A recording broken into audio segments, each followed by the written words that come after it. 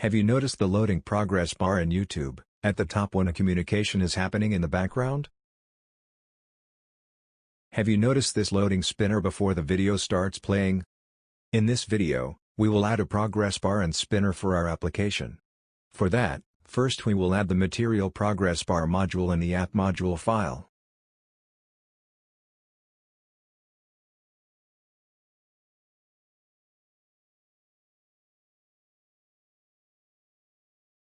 Now, open the nav components HTML file.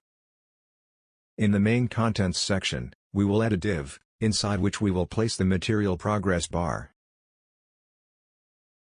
The Material Progress Bar can be of different types. Determinate requires an input value to display the progress. Indeterminate does not require any input. It simply displays the loader. Buffer type requires input values for buffer in progress. Query type does not require any input. It displays the animation backward.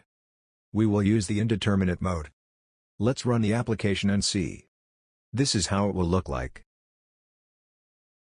Since this needs to be displayed in front of everything else whenever network calls happen, we must add some CSS styling to it. Let's add the CSS class for progress bars container div. Open the CSS file and define the classes here. The container must have position fixed. This will keep the div fixed at the top. Set width to 100%, so that the entire loader will be visible. Set z-index greater than 1. Z-index value determines where the div will be placed in the stack of HTML elements. Higher index value makes sure that the div is at the front. Let's keep it as 99. The loader is ready. Before moving on, we will just add a default route to our application. So that every time the application loads, we need not click on the Home option. Open the app routing module file, and add this path to the routes array.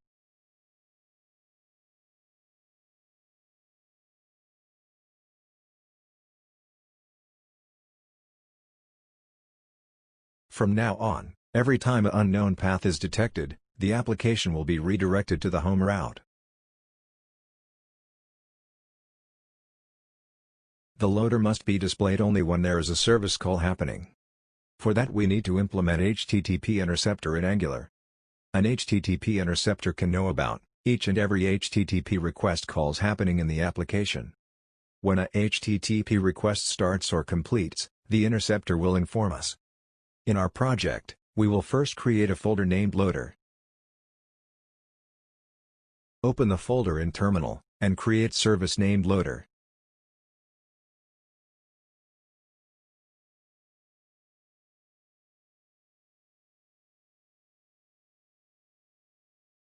Here we will create a public variable, of type behavior subject with initial value of false. Our Material Progress Bar will be displayed based its value. If it is true, Progress Bar will be shown, else hidden.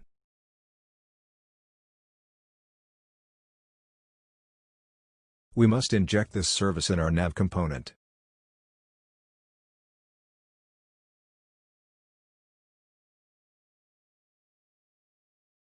And use the public variable as loading, in the ngIf directive. Since this is observable type variable, we must add the async pipe here. Let's run the application. The progress bar is not displayed because the initial value of isLoading is false. If it is set to true, the loader will be displayed.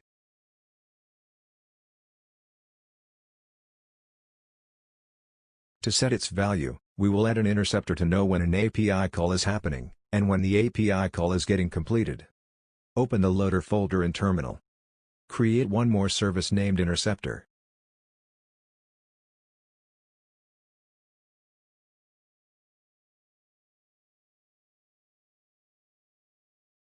This service must implement HTTP Interceptor.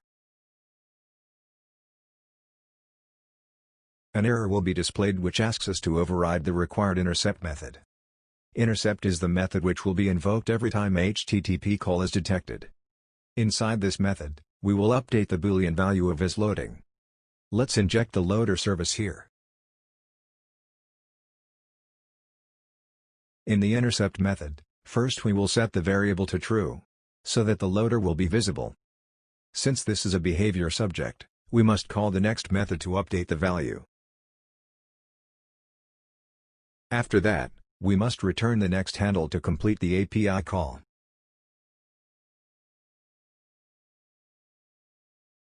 Also, we need to check for the completion of API call, to hide the loader. For that, we must pipe the request, and use the finalize method to hide the loader at last.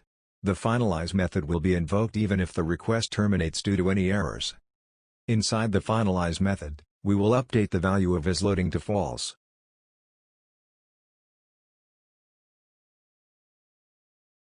For the HTTP interceptor to work, we must add it in the providers section of app module, like this.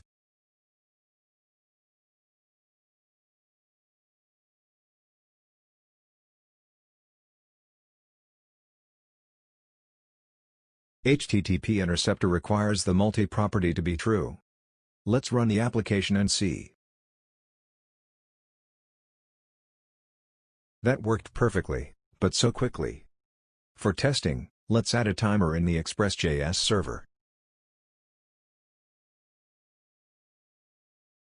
In the deals router file, we will add a timeout of 3 seconds.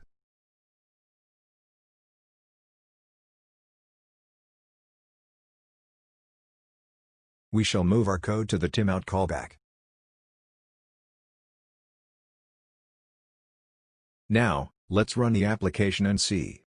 As we can see, the application is showing the loader when the API call is happening. Let's try the spinner loader too. For that, first we must use the Material Progress Spinner module in the app module file.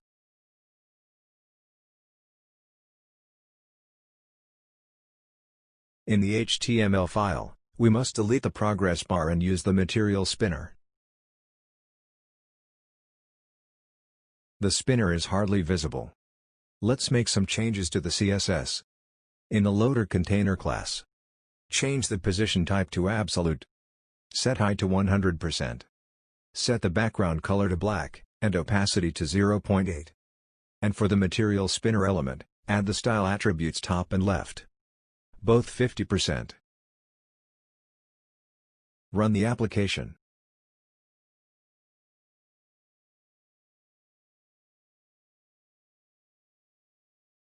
That's it. See you in the next video. Take care.